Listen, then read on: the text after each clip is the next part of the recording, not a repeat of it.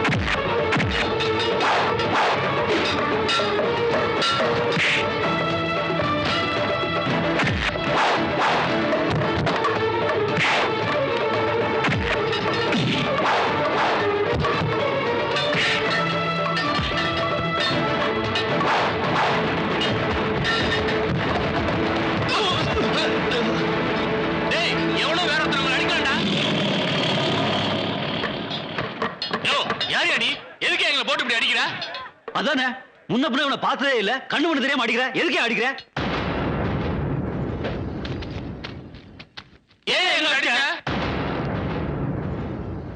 ரெண்டு பேரும் ஒன்னா சேர்ந்து கேட்கணும்னு நினைச்சேன்.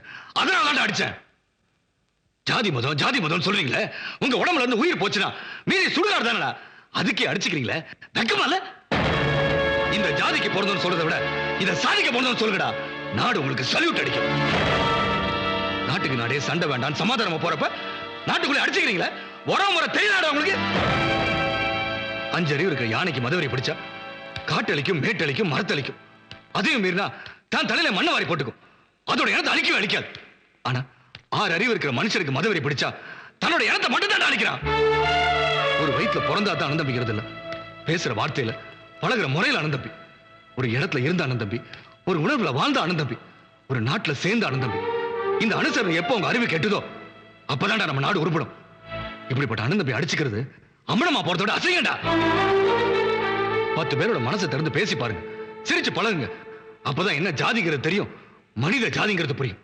4 பேரோட கை கோத்து நடந்து போங்க, அப்பதான் என்ன மதங்கிறது தெரியும், எல்லாத்துக்கும் சம்மதங்கிறது புரியும். நாம பிறக்கையில ஒண்ணும் தெரியாம தான் பிறந்தோம். அதுக்கப்புறம் எல்லாம் தெரிஞ்சுக்கிட்டோமே சந்தோஷப்பட்டோம். இப்படி ஜாதி சண்டை மத சண்டையை பாக்குறப்பதாடா தெரியுது நாம இன்னும் பிறந்த மாதிரி இருக்கோம். அதுக்கப்புறம் எதுக்குடா போட்டுக்கிறது சட்டை, போட்டு தைக்கிறது உப்பு? குழந்தை அழுதுனா ஓடி போய் எடுத்து முத்தம் கொடுக்குறீங்களே, அந்த முத்தத்தை வாங்கிட்டு உங்க முகத்தை பார்த்து சிரிக்குத, அது இந்து முத்தம், முஸ்லிம் முத்தம், கிறிஸ்டியன் முத்தம் பாக்குது, மேல் ஜாதி முத்தம், கீழ் ஜாதி முத்தம் பாக்குது. உணர்வு, மனித உணர்வு. அந்நியனை விரட்டுறதுக்கு ரத்தம் சிந்தி உயிர் தியாகம் பண்ணீங்க, அதுல ஒரு நியாயம் இருந்துச்சு. சுதந்திரம் வாங்கின பிறகு ரத்தம் சிந்தி இப்படி உயிரை விடுறீங்களே, இதுல என்ன நியாயம் இருக்கு? இது காட்டு மராட்டி தானே, எப்ப உங்களுக்கு புரிய போகுது? மதத்தால ஒருத்த பெரிய மனுஷன் ஆக முடியாது, மனசால மட்டும் தான் ஒருத்த பெரிய மனுஷன் ஆக முடியும். நீங்க எல்லாம் சிந்திக்க ஆரம்பிச்சீங்கன்னா அறிவு சிதறாம இருக்கும், நாட்டுக்கும் வீட்டுக்கும் ஆதரவா இருக்கும். நமக்கெல்லாம் ஒரே ரத்தம் தான், ஜாதி மத சண்டை விட்டு ஒழிப்போம், நாமெல்லாம் ஒண்ணா இருப்போம், ஒற்றுமையா இருப்போம். தம்பி ராசா, ஐயா, இந்த ஊர்ல எங்கேயாவது சத்தம் கேட்டாலே அது சாதி கலவரமா தான் இருக்கும், அதுல சாவும் கண்டிப்பா இருக்கும்னு இந்த கண்ணில்லாத குருடிக்கு கூட தெரியும்யா. எல்லாமே முடிஞ்சு போச்சுன்னு வந்தப்ப ஒன்ற பேச்சு கேட்டுச்சு. இவனுங்கெல்லாம் பேசாம இருக்கிறத பார்த்தா ஒன்ற பேச்சுக்கு மறுவாதை கொடுத்து ஒத்துக்கிட்டானுங்கன்னு நினைக்கிறேன். இதுவே 1 வருஷத்துக்கு முன்னால நீ வந்திருந்தீன்னா சாதி கலவரத்தால என்ற மகளையும் மருமகனையும் நான் இழந்திருக்க மாட்டேன். நானும் கை குழந்தையா இருக்கிற என்ற பேத்தியும் இப்படி அனாதையா இருக்க மாட்டோம். தம்பி, இந்த கண்ணில்லாத குருடிக்கு எல்லாமே இருட்டுதான், வெளிச்சத்தை பார்த்ததே இல்ல. ஆனா இவனுங்கள்லாம் கண்ணிருந்து இவ்வளவு காலமா இருட்டுலதான் இருந்திருக்கிறானுவ. இன்னைக்கு ஒன்றை மூலமாத்தான் வெளிச்சத்தை பார்த்திருக்கிறானுங்க. இந்த ஊர்ல என்ன மாதிரி பெத்தவள்லாம் அனாதையாகாம இருக்கணும்னா இந்த ஊருக்கு நீ வேணும் தம்பி. ராத்திரில பயம் இல்லாம நிம்மதியா தூங்கணும்னா, பகல்ல ஆம்பளைங்கெல்லாம் வேலைக்கு போயிட்டு சந்தோஷமா திரும்பணும்னா இந்த ஊர்ல நீ தங்கணும் தம்பி. அட சீரு கட்டவனுங்களா, தம்பி இந்த ஊர்லயே தங்கணும்னு சொல்லுங்கப்பா.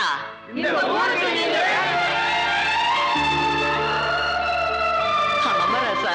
அம்மா, நீங்க நினைக்கிற மாதிரி நான் தனி ஆளு இல்ல, குடும்பத்தோட வந்திருக்கேன். இருக்கட்டும்.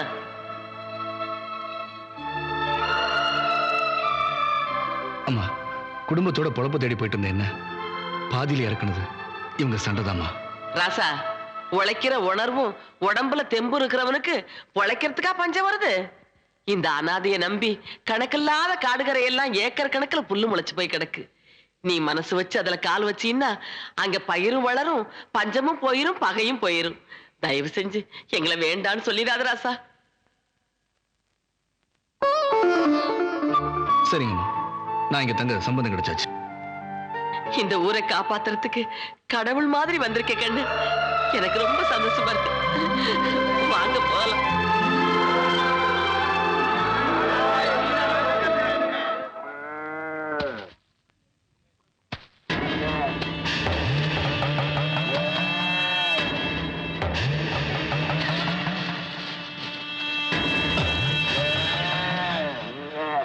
ஐயா, நம்ம காங்கேயங்கால செவளக்காலை குத்தி தூக்கி போட்டுச்சுங்க.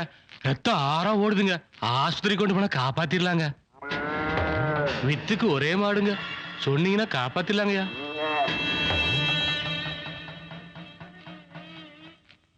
ஒண்ணு இல்லைங்கய்யா, நம்ம காங்கேயங்கால் தொட்டில செவளக்கால வாய வச்சிருச்சு. அதான் காங்கேயங்கால குத்தி தூக்கி போட்டுச்சுங்கய்யா. சொன்னீங்கன்னா காப்பாத்திரலாம்யா.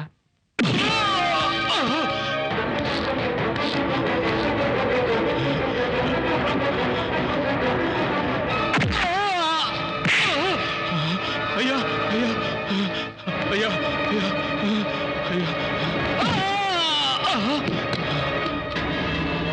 சாதி கெட்ட நாயே, ஆளுநரை பத்தா உன்ன ஒன்ற அம்மா வசசாதி காலடா காங்கையும் கால. அது குடிக்கிற தண்ணி தொட்டில ஈரசாய் சவளக்கால எப்பறம் தண்ணி குடிக்கலாம் என்றா சொன்ன? வித்துக்கு ஒரு மாடா. சாதி விட்டு சாதி கல்யாணம் பண்ணான்ற ஒரே காரணத்துக்காக சொத்தா இருந்த என்ற தம்பியை வெட்டி கொண்டு வந்தானா. அந்த ஈரசாய் சவளக்காலிய கொண்டு போச்சு போட்டு வந்திருந்தீங்கன்னா என்ன தங்கச்சங்கிலி உனக்கு பரிசா போட்டுருப்பா. டேய், வருஷத்துல மாசம் மாறலாம்டா, ஆனா மனுஷன் மதம் மாறக்கூடாது. வாழ்க்கையில சாஸ்திர சம்பிரதாயம் வேணா பொய்யா இருக்கலாம், ஆனா சாதி சமயம் பொய்யா கூடாது. போடா, போய் கொஞ்ச நெஞ்ச உசிர்ந்த அந்த காலையை கொன்னு போச்சு போட்டு என்கிட்ட வந்து சொல்லு. டேய், இது மாட்டுக்கு மாத்திரம் இல்லையடா, மனுஷனுக்கு சேர்த்திட்டா. சாதி உண்மைடா.